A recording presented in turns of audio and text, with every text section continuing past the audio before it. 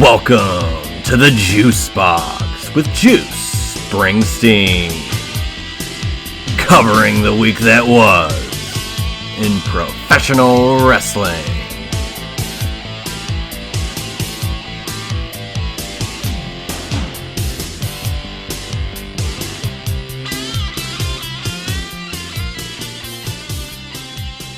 And hello everybody and welcome to another edition of the Juice Box. I am Juice Springsteen here a week away from AEW Double or Nothing. We are a week removed from WWE Backlash. And we're going to talk both of those specific shows today. We're going to do a little recap of the week that was for both WWE and AEW, with Backlash in the rear view, Saturday night's main event in front of us next weekend, Double or Nothing next weekend as well. So we'll start with a little WWE, we'll conclude with AEW, and then we'll also throw in some news and notes, an unfortunate passing, and we'll also do this day in pro wrestling history. As always, follow me on Twitter at JuicySteen. You can follow me on Instagram at Juicy Wrestling Closet. Subscribe to the Juice Box on YouTube at JuicySteen. You can listen to the Juice Box on Spotify, Amazon Music, Apple Podcasts, JuicySteen.podbean.com. And if you do listen to the Juice Box on Spotify or on Apple Podcasts via iTunes, throw a little rating and leave a review down there. It does not hurt the show. As a matter of fact, it helps the show grow.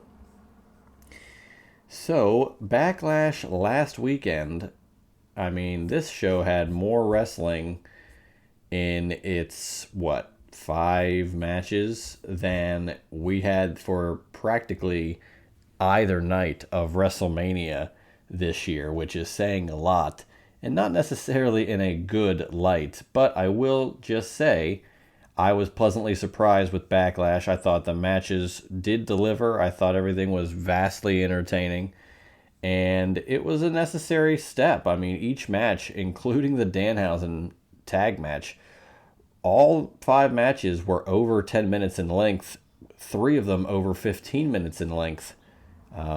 So 3 of them actually about 18 minutes plus. So we had quite a bit of wrestling on this PLE, which for WWE just does not happen as much anymore.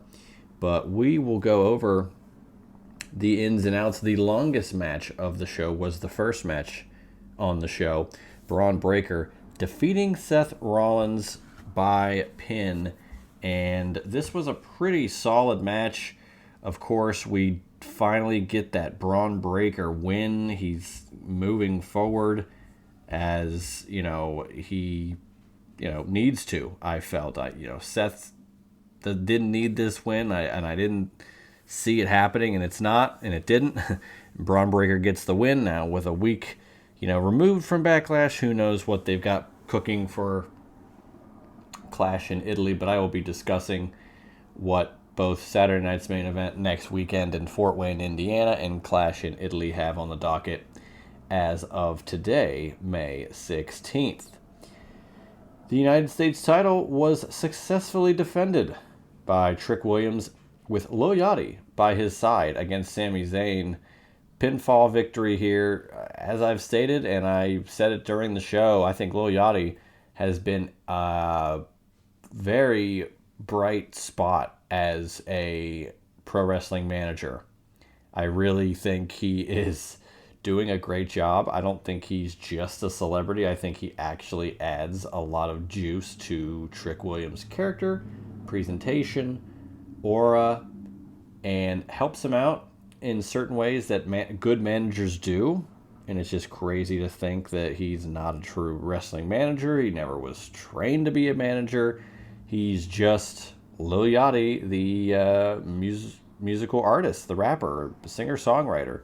So it is a very, very unique situation that they've got here, but I've been a fan of this pretty much since the beginning, and I think they've honed in on what makes Trick and Yachty work the best, and I think they're moving forward with that in a positive way. Sami Zayn, though, I don't know what's next for him. I'm hopeful Kevin Owens shows up sooner than later and we can get these guys in some sort of thing. I don't know. Sami Zayn's kind of, as you know, we used to say early on this show, I think Sami Zayn is in traffic where he's not really going anywhere. He's not falling behind either. He's just kind of stuck with a lot of other cars on the roster. So it is what it is. We had the very sports entertaining Miz and Kit Wilson versus Danhausen and Minniehausen, who actually was Mascarita Sagrada. And if you remember, he was also El Torito, who performed in arguably the greatest pre-show match in the history of WWE. That was the We LC match, which was absolutely incredible. So with that, he was Minniehausen, and I thought he and Danhausen did a great job taking out Miz and Kit Wilson. It was a fun segment, and it's been kind of shown maybe Danhausen's trying to create another Hausen for his, in his creation, and maybe it could be Omos. I would be here for Omos as a Danhausen, clone. Give me the face paint, give me the goofy stuff, but I think that's a funny bit. I think it works, and color me shocked. Danhausen's WWE run has had matches, and I have been entertained by the matches. I still firmly believe that Danhausen's best work is when he's not actually wrestling. And now, even though I say that, I know that he's had some fun spots as a wrestler. So I'm not going to disparage the in-ring 100%, but I just don't think it's necessary for him or his character to get over. And, it's just accentuated the character. It hasn't been the only thing. His outside the ring work, his backstage cursing of people and everything, I think has been actually great. But his in-ring has been fun as well. If they keep innovating and they keep giving Minniehausens or Omoshausens or, keep elevating and being innovative with that gimmick and that presentation, I think that they actually have a lot to move forward with as it pertains to Danhausen week to week here in WWE. Io Sky defeated Asuka in a pretty solid match, 18 minutes in change. Io gets the win. Again, with some of these matches, it's really just tough to see them more of anything but a stopgap, a match to happen for the match's sake. It is Backlash. It's not SummerSlam. It's not WrestleMania. It's not anything of super importance to where the result is uber effectively important. But, I'm curious to see what they've got cooking with Io and Asuka. Now, Asuka specifically, it did kind of seem like that could have been farewell, at least for now. I know that was the rumor going around. She's 44. She's going to turn 45 this year. And she, first woman to ever win the Royal Rumble, Money in the Bank in the Elimination Chamber.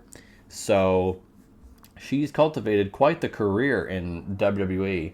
And I'm very curious to see what is next. If she is in fact retired, or if it's going to be a semi-retirement, or she's just going to go away for a little bit. I do not anticipate Asuka going to AEW.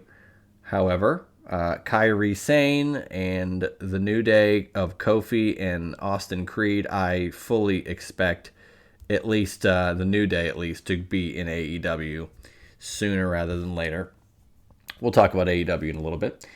Main event, Roman Reigns defeats Jacob Fatu to win and retain the World Heavyweight title. This was a very good match. The ending was very particularly interesting.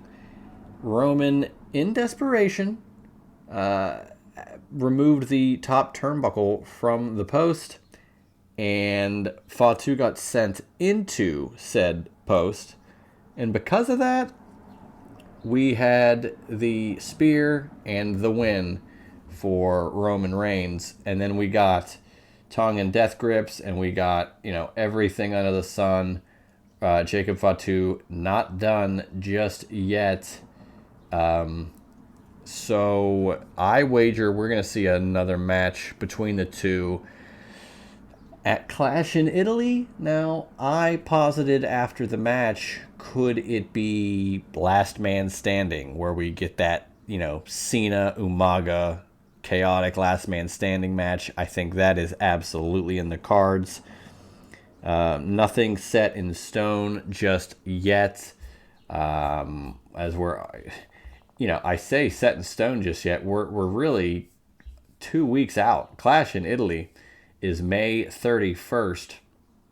So we'll see. But we do have one match scheduled for that show, and we'll talk about that in a moment. But Backlash was solid, and now we move on to what we've got next, Saturday night's main event. And this is going to be in Fort Wayne, Indiana. And we are going to figure out what's going to happen in a couple of stories here with Saturday night's main event, as it is the in-between Backlash and Clash in Italy show. Currently on this card, we've got 3 matches. We've got Penta defending the Intercontinental title against Ethan Page. So I'm not sure if we'll do Saturday night's main event predictions. If we do, we might, but we also have Double or Nothing next week as well. So we could get 2 episodes of the Juice Box next week. We'll clock in with that stuff. Check social media if you're, dying to find out what's going on here in the Juice Box in regards to what previews we're going to have for next week. But Penta defending the IC title against Ethan Page. Early reports, I'm going to say I think Ethan Page is going to win this match. I think they're going to hotshot Ethan Page to a championship win. I don't want to see Ethan Page and Rusev being anything other than friends. I don't want to see a tag team. Ethan Page has a lot of charisma. He's got a lot going for him. I'd love to see him win this title immediately. Enough with the predictions. Let's move on to other matches on the show. We'll have The Vision, Logan Paul, Austin Theory, defending the World Tag Titles against the Street Profits, Angelo Dawkins, Montez Ford. Seth Rollins had an interaction with the Street Profits after helping against The Vision and everything. So we'll see what's going on with that. I really don't know if a title change is necessary here, but I'll be curious to see if they pull the trigger on the Street Profits after The Vision has been doing a lot of the heavy lifting for the tag division for the better part of the last year. We'll also have a 6-woman tag match with Alexa Bliss, Charlotte Flair, and Rhea Bloody Ripley. That's a stacked 6-woman tag team. Taking on Michin, B-Fab, and Jade Cargill. Not the same level of star power. So we'll see how that goes. But the stories have been intertwined. Jade Cargill, trying to do what she can as she is, trying to reclaim a spot around the world title for the women there, as she lost, of course, at WrestleMania to Rhea Ripley. But that is what it is. The 6-woman tag should be interesting. I'd like to see Jade and Charlotte Flair get a little bit of a, one-on-one interaction there. Same with Jade and Alexa, Michin, and all those. And, B-Fab's kind of the outlier here, but why not? Why not see what she can do in terms of in-ring against 3 of arguably the greatest women's wrestlers that WWE has seen in a very long time, if not ever. But that's Saturday night's main event. Clash in Italy the following weekend. We've only got 1 match thus far, and it was confirmed last night on SmackDown after Gunther defeated Royce Keys. Gunther challenges Cody Rhodes for the undisputed WWE title. Too early to tell, but I kind of think Gunther's going to win this thing, and then we're going to end up getting Obafemi versus Gunther at some point. So that's where I stand as of now. But who knows? I'm not going to really hone in too much on exactly that until we get to Clash in Italy predictions in 2 weeks. So we'll have all predictions the next couple of weeks because we've got Saturday night's main event, we've got Double or Nothing for AEW, and then we've got Clash in Italy the following weekend for WWE. So a lot going on in regards to WWE as of now, but in the pro wrestling world, there's a lot going on. We will now dive in to the AEW of it all, and man, we got a lot cooking. We have a lot cooking. Darby Allin is currently on, I would say, the greatest AEW world title run/reign that we have ever seen. And I mean that in regards to, who he is and keeping it in the confines of who he is, his stature, the type of match that Darby Allin likes to have, those type of things. I believe that absolutely Darby being able to go bell to bell with the likes of Ciampa, and he beat MJF, he just beat Takeshita, the Brody King match, the Kevin Knight match, the incredibly entertaining match with Pac at Fairway to Hell, which you want to talk about unique wrestling venues, and this is coming from a guy who loved the WCW spring break shows, Bash at the Beach 95, On the Beach, Hog Wild, Road Wild, in Sturgis.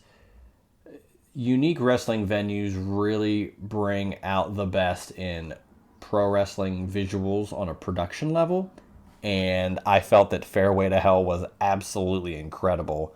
Fighting in the bunkers, the camera guys had the golf khakis and golf button-up shirts on. They had like the fans like roped off with a chain, and it was in the TGL, like the Simulation Golf League Center, which it was in Florida, but it's an incredible place, and just to have wrestling there was so unique, and I cannot wait for them to do it again. Tony Khan said that Fairway to Hell will return, so that is just an awesome venue, an awesome show, fun visual. But back to Darby Allin, he's just had these incredible matches back to back to back to back to back, like every match he's had as world champion.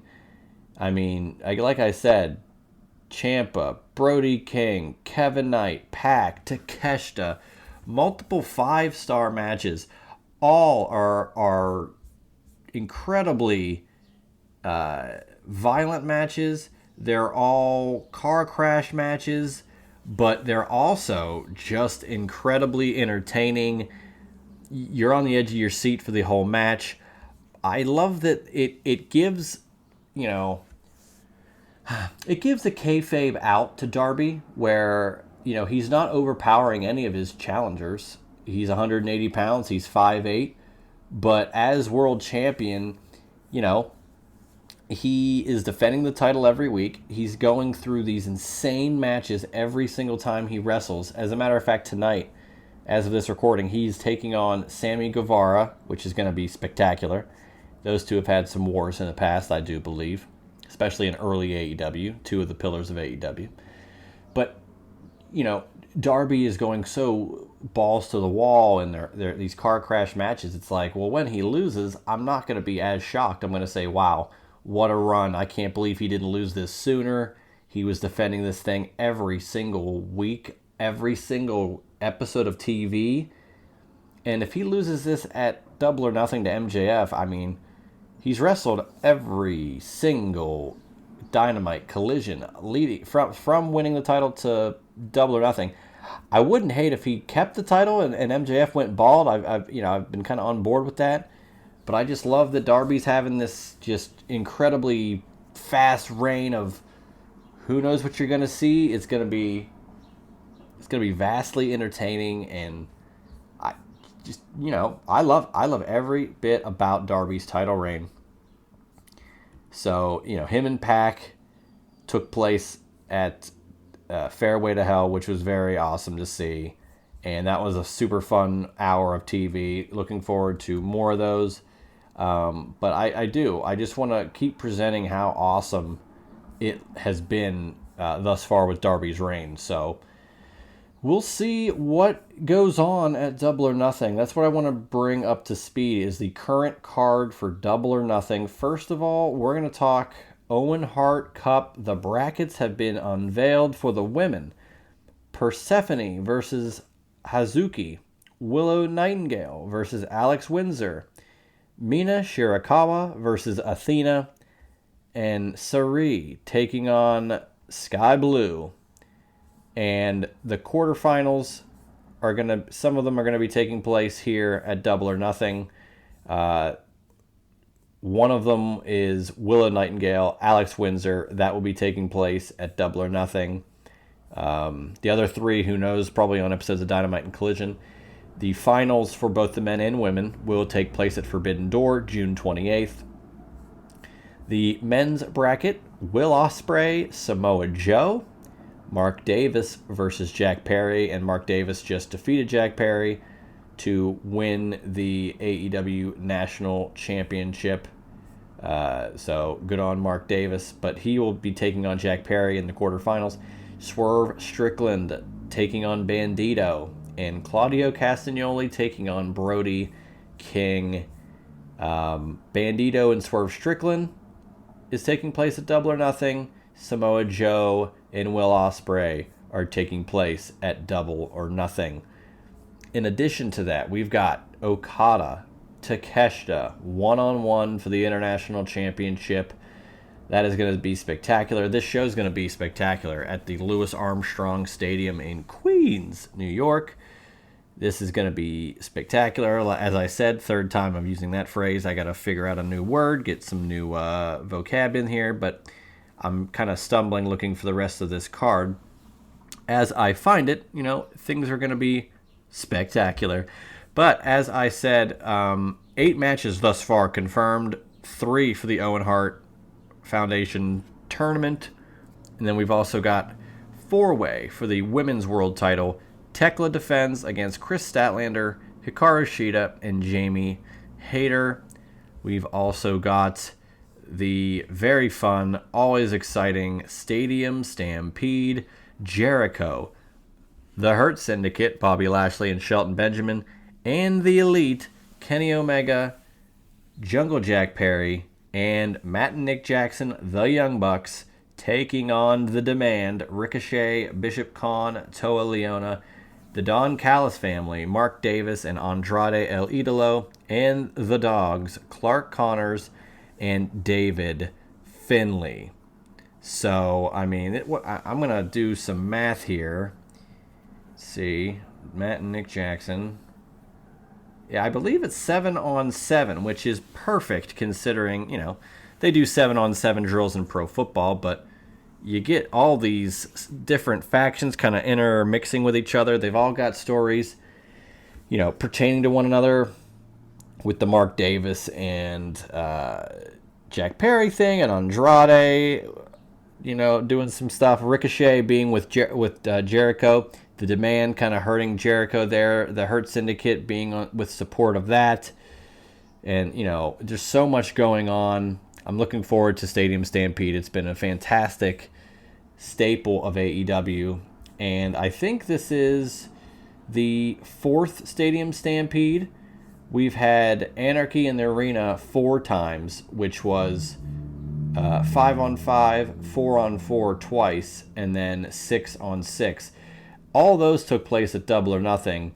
Stadium Stampede took place at Double or Nothing, and then Allin at Wembley. But now we get Stadium Stampede again at Double or Nothing. But I love that these matches happen. It's chaos, violent. They're very brutal. They're all throughout whatever venue that they're in, which I'm looking forward to. Give me some tennis spots. I'm sure there's going to be a plethora of those. Instead of it being cinematic, it's just awesome. And of course, the first cinematic ones were incredible because they had to be they wanted to film certain stuff or the fans, and they just didn't really know what was going to go on with it. But when it's kind of all going on, I really, really love those. So we'll see what happens. Stadium Stampede, Anarchy in the Arena, two very unique types of matches, and we get one of them at Double or Nothing. We also get I Quit Street Fight for the AEW World Tag Team titles. If Cope and Cage lose, they must retire as a tag team.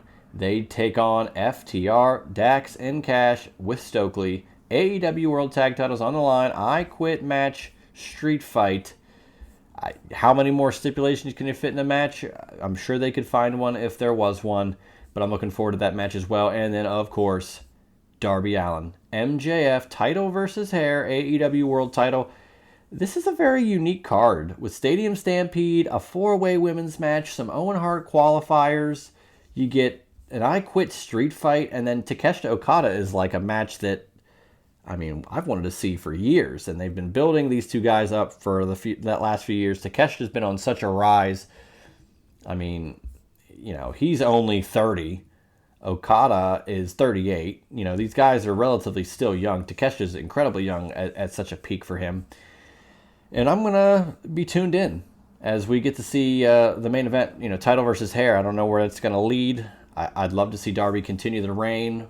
If Will Ospreay is to win the Owen Hart and have his world title opportunity at Wembley, I'm not sure if MJF is the right guy to take the belt off of, or could it be Kenny Omega finding his way in there?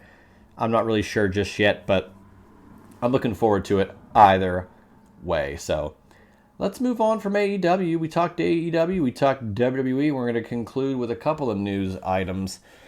Unfortunately, the wrestling world and the cinema world were in mourning this past week with the death of Barry Blaustein, who comedic writer. He wrote on SNL. He wrote screenplays for Coming to America and that movie's sequel and The Nutty Professor. But for pro wrestling fans, this man was the guy who directed, wrote, produced, and narrated, I would wager, the greatest wrestling documentary of all time, Beyond the Mat. This movie, if you haven't seen Beyond the Mat, go out of your way to see it. It was released in 99. It was filmed over the course of 96, 97, 98-ish, maybe a little 99 in there. Well, it is 99, so probably 97 to 99. Where it's a documentary, and they cover Mick Foley, who's at the height of his career, even though he's putting himself through hell, literally with Hell in a Cell. The Royal Rumble 99 I Quit match with The Rock, with the brutal, unprotected chair shots. His family being in there, Noel and Dewey, and like just all these, and Colette, like the family being front row for that match. They got Terry Funk, who's contemplating retirement and not knowing what to do, and he needs knee surgery, but he's really just trying to edge it out and have one more big match, even though we know he wrestled for 2 more decades after this. And just everything that he helped contribute to ECW's in there. Of course, we also get Jake Roberts, who is, presented here in a career low, like on the independent scene. He was at the height of his powers only 5 or 6 years prior, and now he's wrestling in front of 500 people, and there's some drug problems, and there's a lot of other talent in this thing. I mean, there's some interesting. There's 2 guys getting a tryout match. You get Draws, who gets an interview with Vince McMahon, and we figure out like the process of behind the scenes with coming up with gimmicks or ideas, and it is such a unique film. And if you haven't seen it, man, go out of your way to watch it. It is riveting. It's exciting. It really shows you almost every aspect of pro wrestling, from in the ring, outside the ring, family interactions with those wrestlers' families, good, bad, the ugly, the horrific. There's a lot going on, and I think if you haven't seen it, go out of your way to see it. But Barry Blaustein, unfortunately, passing away at the age of 71, but a legendary comedy writer for Coming to America, Nutty Professor. Those are very popular films. And Saturday Night Live from 80 to 83, but Beyond the Mat. He also directed The Ringer, which I thought kind of got a lot of buzz. Johnny Knoxville, there's some wrestling there. Terry Funk and Jesse Ventura were in that film. But yeah, unfortunately, Barry Blaustein passing away. Check out Cheap Heat, the Cheap Heat podcast with Peter Rosenberg. This past week from Busted Open, they talked to Mick Foley for about an hour about stories and how Beyond the Mat came to be and all these other things after the fact now that Barry has passed away. So check that out if you can. Busted Open via the Cheap Heat podcast. Check it out wherever you get podcasts. But I highly encourage, go check out Beyond the Mat. And then let's close out the Juice Box this week with a little today in wrestling history. We're recording, and talking about May 16th in pro wrestling history. Too bad it wasn't May 19th, but you guys all know what happened on May 19th. See No Evil came out. But no, May 16th, let's talk an event here, Judgment Day 04. This wasn't the best Judgment Day, I'll tell you that. This is in that SmackDown Raw split where you get SmackDown only pay-per-views and Raw only pay-per-views, and SmackDown in 04. Not good. We got one good match on this show, and that was JBL defeating Eddie Guerrero by DQ. This is the bloody match that Eddie was just cut super deep. And, I mean, it's epic. I mean, the next year, Judgment Day 05, Cena gets the same treatment in another match with JBL, but crazy brutal. But we get Rey Mysterio and Rob Van Dam defeating the Dudley Boys, Torrie Wilson defeating Dawn Marie, Mordecai defeating Scotty 2 Hotty, the future Kevin Thorne. Charlie Haas and Rico defended the WWE Tag Titles against Billy Gunn and Hardcore Holly. I mean, what are we doing? Chavo Guerrero defeated Jacqueline for the Cruiserweight title. What are we doing? John Cena defeated Rene Dupree to retain the U.S. title. The Undertaker defeated Booker T. And as I said, JBL defeats Eddie Guerrero by DQ in a bloodbath for the WWE title. Other notable events that happened on this day: WrestleMania Backlash 2021. Remember when they called it that? They had the Gold Rush tournament, which, man, that was one hell of a tournament. It was a 2-week event, I believe, and it was for the number one contender for the World Heavyweight title. Of course, you get that Shelton Benjamin, Shawn Michaels super kick, epic Raw moment. So I love the Gold Rush tournament. Simple, and it was effective. And it was quick, 2 weeks. The United Kingdom version of No Mercy 99, we had Hardcore Heaven 99 as well. May 16th. TNA Sacrifice 2010 was released on this day. Or came out on this day. Let's go to wrestlers that were born on May 16th. How apropos, Omos. Huh. Funny. Turning 32 years old today. I think he could be the next Housen to be featured in WWE. David Finlay turns 33. Mike Bennett turns 41. The Godfather / Papa Shango / Kama Mustafa turned 65. Buddy Roberts would have had his birthday today. I believe he would have turned, man, how old? Let's see, 47. I think 70 something. Let's see, 57, 67. Yeah, he would have been 79, I believe, had he still been around. And Johnny Rodz turns 85 years old today. I saw Johnny Rodz only a couple of weeks ago at the Pros of Wrestling event. Bruno Forever 2. Johnny Rodz was there. Ken Patera was there.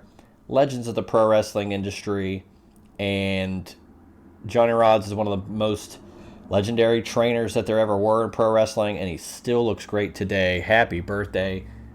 85 years old. Unfortunately, a few wrestlers that passed away on this day: Ashley Mazzaro back in 2019, Andy Kaufman in 1984, and Big Dick Dudley, also, he was 34, died in 2002. Some interesting debuts in pro wrestling on May 16th. Hologram, Candice Michelle, and Adam Pearce, the Raw general manager. So we also had Chris Candido debuting for the WWE on May 16th, 1995. This is also kind of a unique thing, but title changes that happened on May 16th. Rey and Dominic Mysterio won the SmackDown tag titles, which is pretty cool. Chavo Guerrero, as I said earlier, won the Cruiserweight title at Judgment Day 2004. Hurricane won the Cruiserweight title in 2002. Stan Lane, Bobby Eaton, the Midnight Express won the United States tag titles in 1987 on this date. So that's pretty much all I've got here for the week that was in professional wrestling. Man, we had Backlash last week, but all of a sudden, next week, Saturday night's main event in Fort Wayne, Indiana. On Saturday, Double or Nothing, AEW in Queens on Sunday night. The following week, Clash in Italy.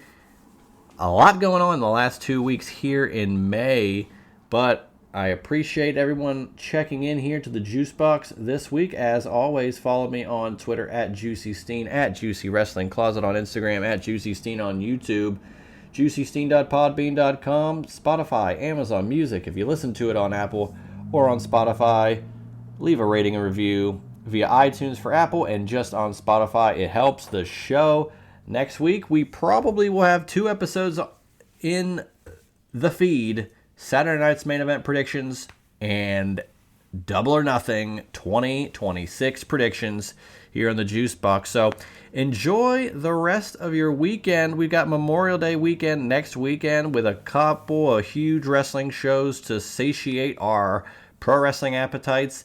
I'm Juice Springsteen, and I hope to see you guys next week for another edition or 2 of the Juice Box. That was the Juice Box with Juice Springsteen. Make sure to subscribe to the Juice Box wherever you listen to podcasts.